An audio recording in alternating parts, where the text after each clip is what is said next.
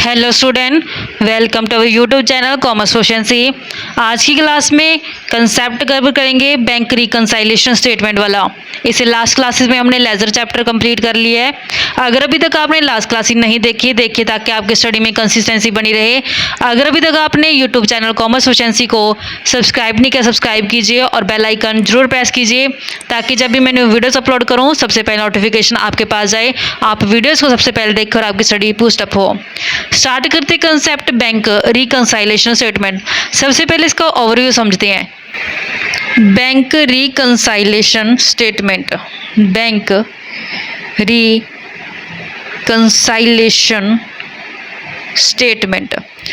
रिकंसाइलेशन का मतलब होता है मैचिंग करना, मैचिंग की जाती है। तो यहाँ पे बैंक क्या करेगी, स्टेटमेंट बनाएगी जिसमें क्या होगा, रिकंसाइलेशन किया होगा। किस चीज़ का रिकंसाइलेशन, डिफरेंस का। अब ये कंसेप्ट क्या है समझते हैं।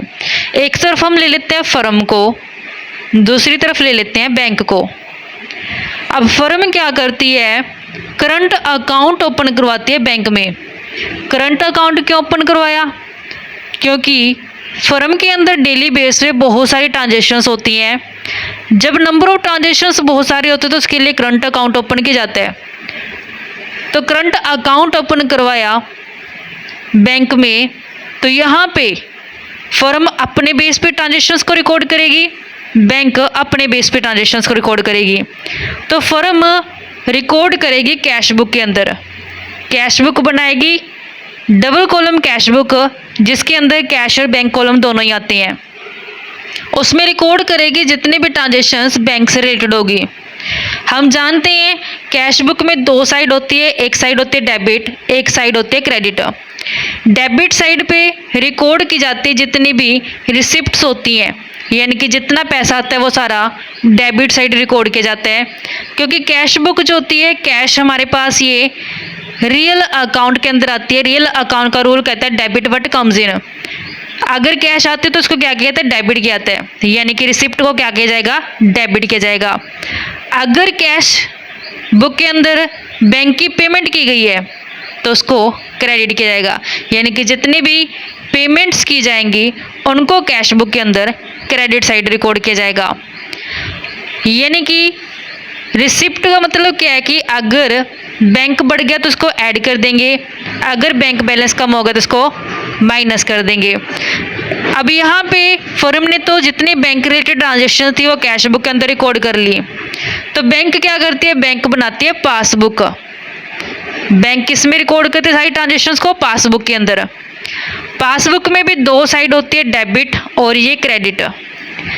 जब फर्म द्वारा पैसा जमा कराया जाता है इसमें तो ये क्रेडिट कर देते हैं। जब फर्म पैसा निकलवा लेते हैं बैंक से तो वो माइनस कर देती है। जैसे कि हमने बैंक के अंदर अकाउंट ओपन करवाए होते हैं तो जब पैसे हमारे ऐड किए जाते हैं यानी कि जमा करवाते हैं तो वो क्रेडिट बैलेंस दिखाते हैं, जब हम पैसा निकलवा लाते हैं तो वो डेबिट बैलेंस दिखाते हैं।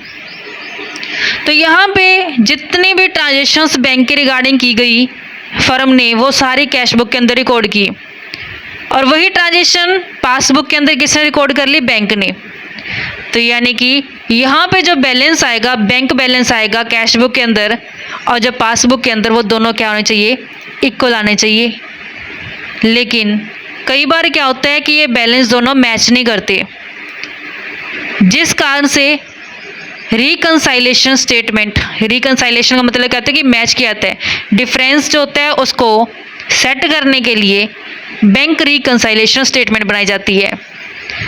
अब इसको एग्जाम्पल की हेल्प से समझते हैं।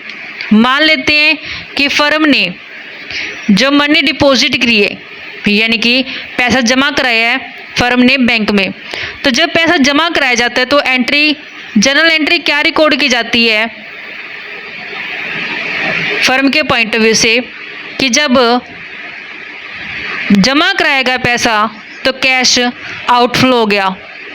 कैश होता है रियल अकाउंट के अंदर, रियल अकाउंट का रूल कहता है credit what goes out. Cash चला जाएगा, जब पैसा जमा कराएंगे बैंक के अंदर तो कैश अकाउंट को क्रेडिट किया जाएगा। वहीं बैंक जो होती है पर्सनल अकाउंट के अंदर आती है। पर्सनल अकाउंट का रूल कहता है डेबिट द रिसीवर।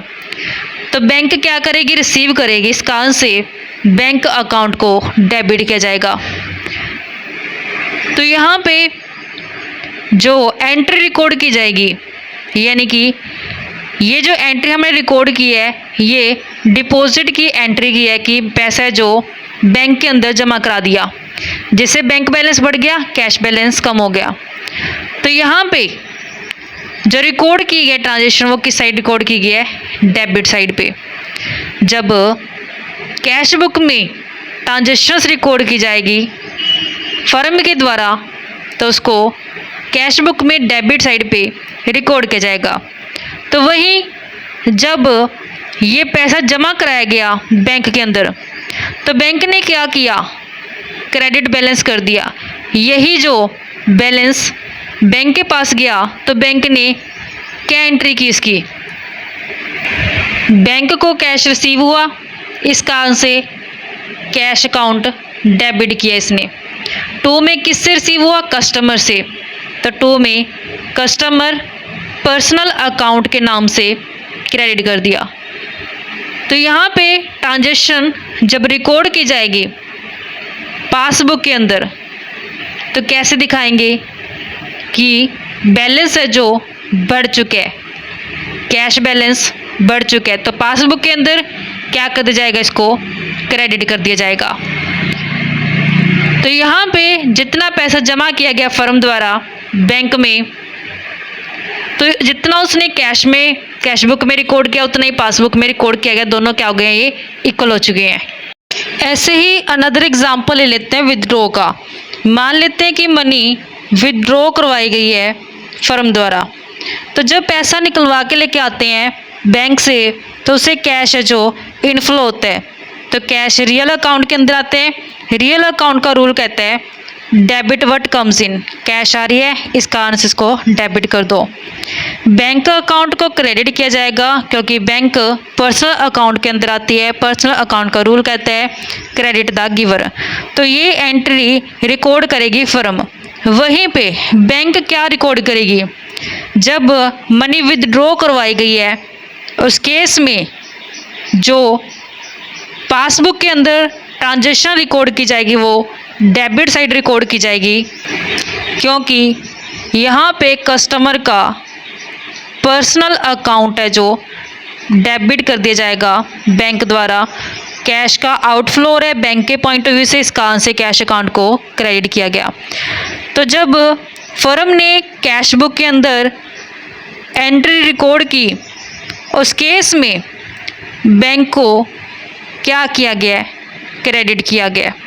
वहीं पासबुक के अंदर जब बैंक ने ट्रांजैक्शन रिकॉर्ड की गई तब कस्टमर के पर्सनल अकाउंट को उसमें डेबिट किया गया है।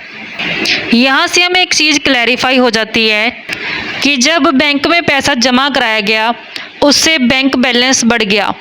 जब बैंक बैलेंस बढ़ गया तो हमने समझा था कि जब बढ़ जाता तो उसको क्या करते हैं, प्लस कर देते हैं, यानी कि डेबिट कर दिया।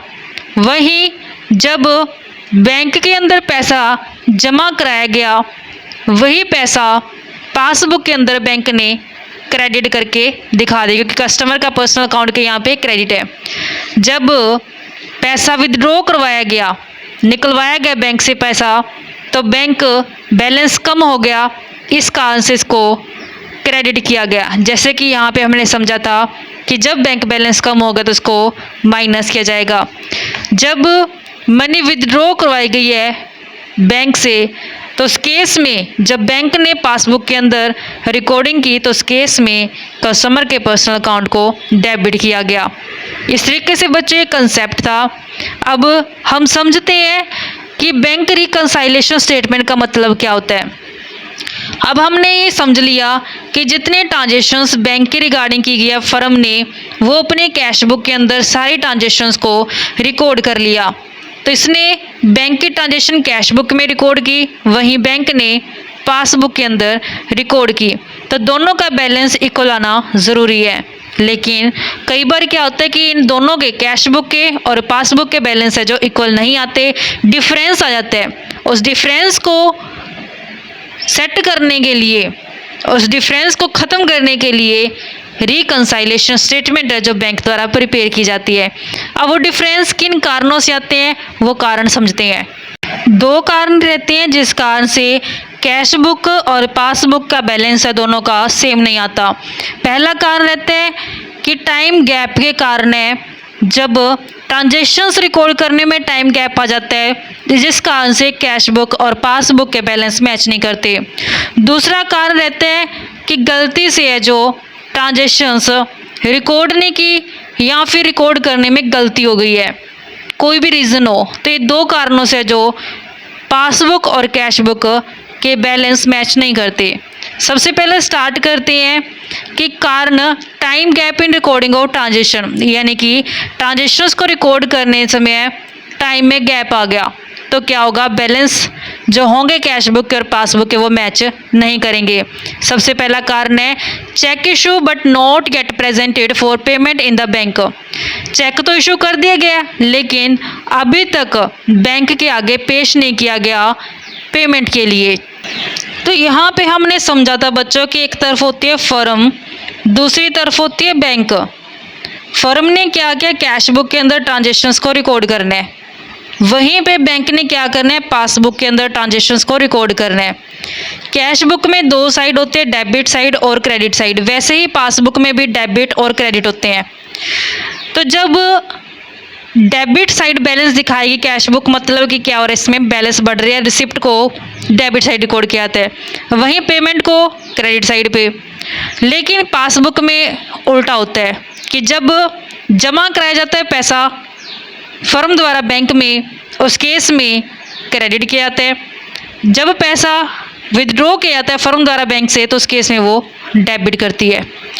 अब यहाँ पे पहला कारण क्या है कि cheque issue but not yet presented for payment in the bank, कि फर्म ने क्या किया, चेक इशू कर दिया अपने क्रेडिटर्स को।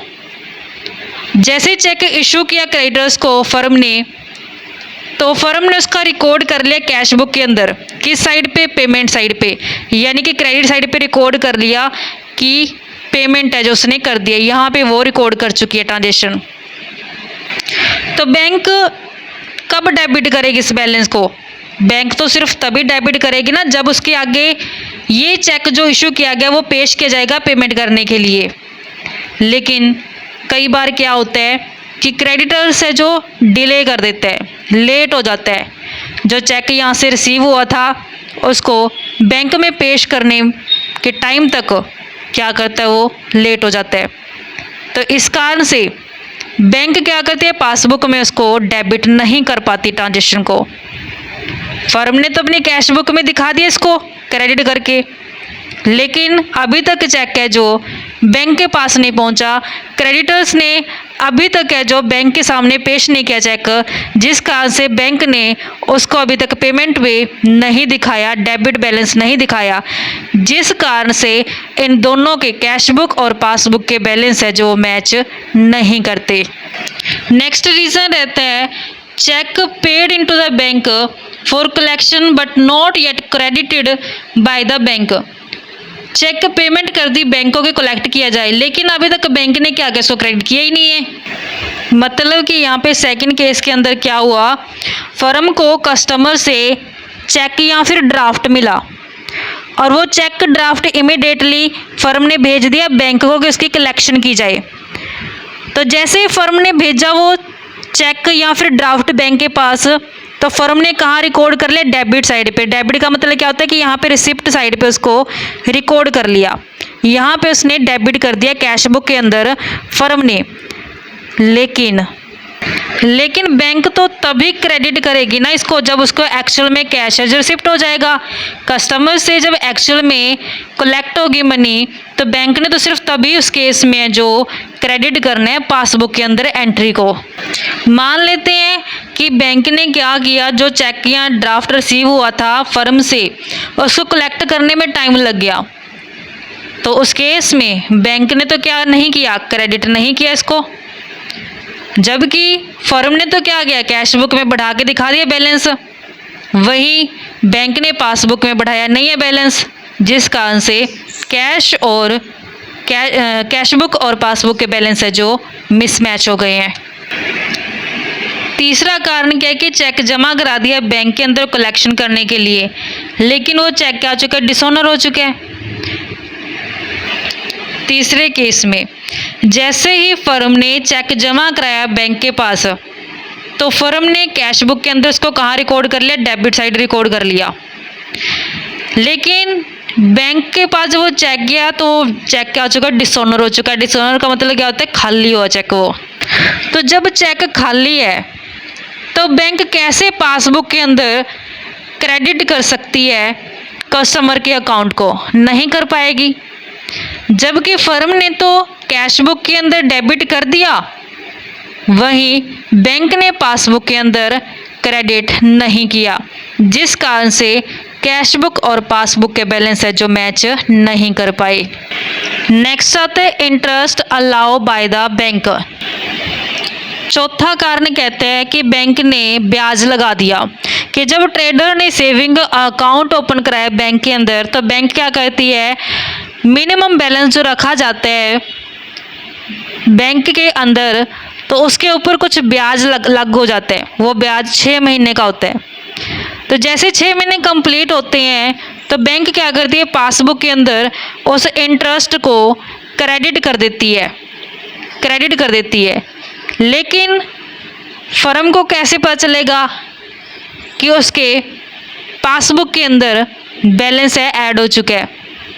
तो ये तो रिकॉर्ड नहीं करेगी ट्रांजेक्शन, ये अपनी डेबिट साइड पे रिकॉर्ड नहीं कर पाएगी, क्योंकि फर्म को तो सिर्फ तभी पता चल पाएगा ना कि इंटरेस्ट क्रेडिट हो चुका है जब फर्म पासबुक को जाकर के कंप्लीट करवा के आएगी, एंट्री करवा के आएगी बैंक में जाकर के, तब पता चलेगा। हो सकता है कि टाइम गैप हो जाए, जिस कारण से पासबुक का बैलेंस तो बढ़ जाता है लेकिन कैश बुक का बैलेंस है जो नहीं बढ़ता, जिस कारण से कैश बुक पासबुक दोनों मैच है जो नहीं कर पाती। नेक्स्ट आता है इंटरेस्ट चार्ज करना बैंक द्वारा ओवरड्राफ्ट पे। ओवरड्राफ्ट का मतलब होता है कि जितने डिपॉजिट होते हैं पैसा बैंक के अंदर, उससे ज़्यादा जब विड्रॉ किया तो उसे ओवरड्राफ्ट बोलते हैं। ओवरड्राफ्ट के ऊपर ब्याज लिया जाता है बैंक द्वारा। तो जब ब्याज ले लिया बैंक ने ओवरड्राफ्ट के ऊपर, तो उसने पासबुक के अंदर उसको रिकॉर्ड कर लिया। तो यहाँ पे 5th केस के अंदर जब ओवरड्राफ्ट के ऊपर ब्याज लगा तो बैंक ने क्या किया, उसको पासबुक के अंदर डेबिट कर दिया। लेकिन अब फर्म को कैसे पता चलेगा कि पैसा है जो वो कट चुका है उसकी बैंक में से?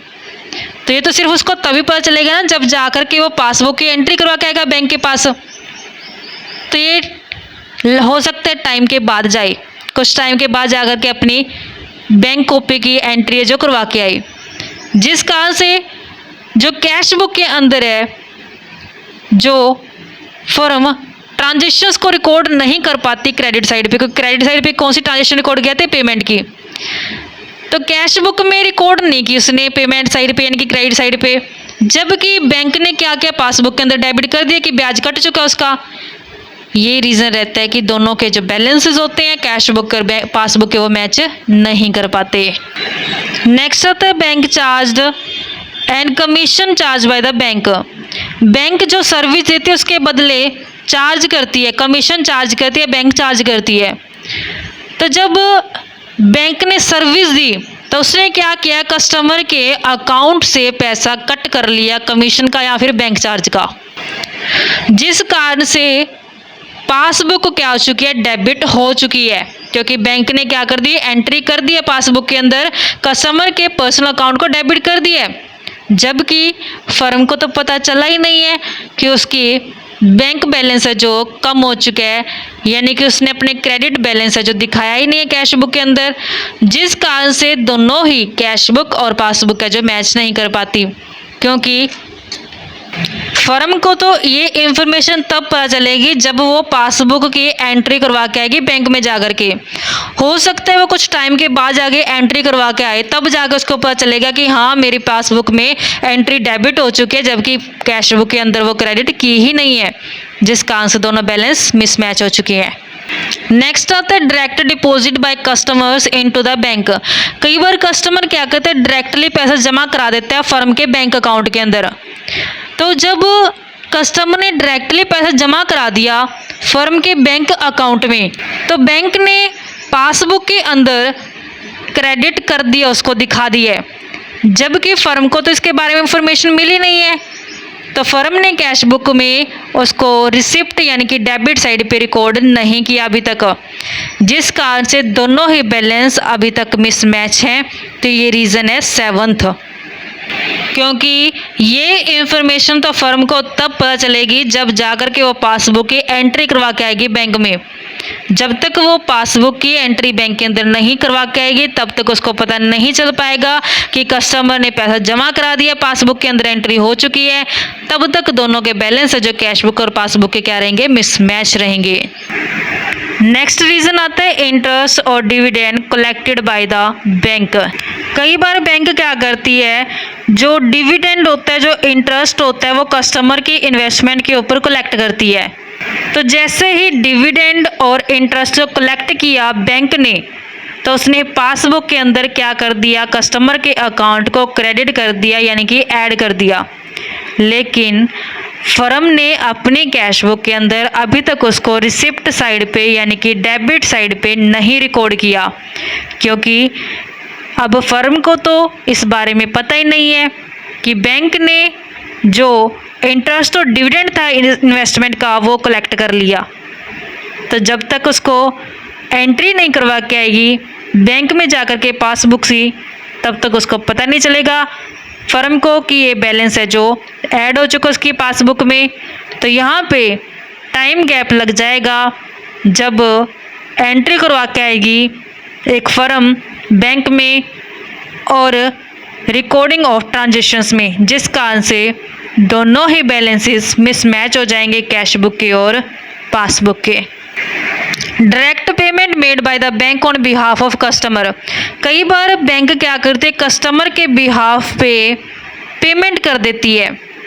तो जब पेमेंट की जाती है, जैसे कि इंश्योरेंस प्रीमियम पे कर देना या फिर रेंट पे कर देना कस्टमर के बिहाफ पे, तो जब पेमेंट की जाती है बैंक द्वारा कस्टमर के बिहाफ पे, तो बैंक एंट्री करती है, पेमेंट की गई तो डेबिट कर देती है बैलेंस को पासबुक के अंदर।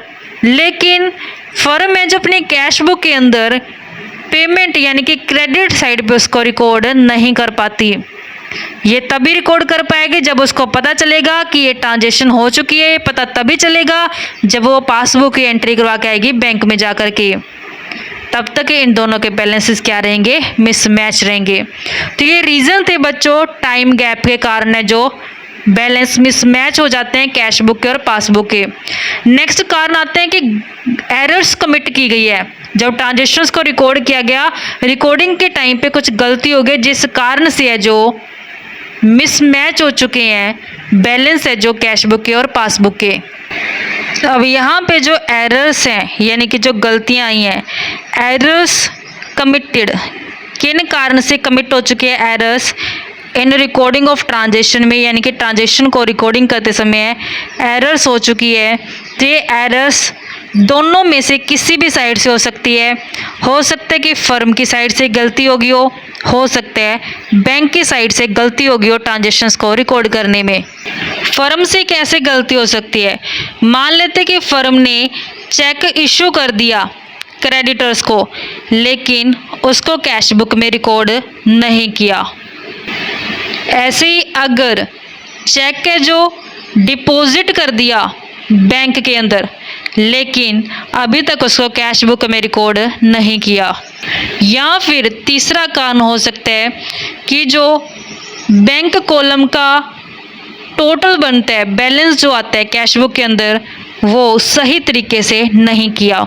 तो ये तीन कारण जो मिसमैच हो जाती है कैश बुक और पासबुक के बैलेंसेस। अब बैंक से गलती कैसी हो सकती है, हो सकता है बैंक ने गलती कर दी रिकॉर्डिंग, या फिर रिकॉर्डिंग की नहीं कस्टमर के अकाउंट के अंदर, जिस कारण से जो बैलेंस है पासबुक के और कैश बुक के वो मिसमैच हो चुके हैं। यानी कि बैंक ने क्या किया, रॉन्ग एंट्री कर दी। रॉन्ग एंट्री के कारण भी क्या होगा, कैश बुक जो कि फर्म द्वारा बनाई गई है, पासबुक जो कि बैंक द्वारा बनाई गई है, मैच नहीं हो पाएंगी। तो इस तरीके से बच्चों ये रीज़न रहते थे कि क्या कारण है कैश बुक और पासबुक के बैलेंस के मिसमैच होने के। आई होप कि आपको क्लियर हो गए होंगे। नेक्स्ट क्लास में कवर करेंगे कि नीड और इम्पोर्टेंस क्या है बैंक रिकंसाइलेशन स्टेटमेंट की। ऐसे ही रेगुलर क्लासेस के लिए आप मेरे यूट्यूब चैनल कॉमर्स एफिशिएंसी को सब्सक्राइब, लाइक और शेयर करें। बेल आइकन जरूर प्रेस करें ताकि जब भी मैंने वीडियोस अपलोड करूं सबसे पहले नोटिफिकेशन आपके पास जाए, आप वीडियोस को सबसे पहले देखकर आपकी स्टडी बूस्ट अप हो।